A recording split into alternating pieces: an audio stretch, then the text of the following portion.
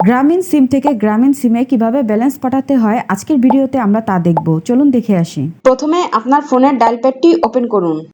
এরপর *121*1500# এই নম্বরে ডায়াল করুন।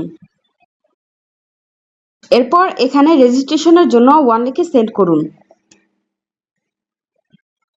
একটু অপেক্ষা করুন, একটি পিন আসবে। এসএমএস এসেছে। এরপর আবার *121*1500# ডায়াল করুন। এরপর ট্রান্সফার ব্যালেন্সের জন্য 2 লিখে সেন্ড করুন। এরপর আপনি যে নাম্বারে ব্যালেন্স পাঠাতে চান সেই নাম্বারটি বসান।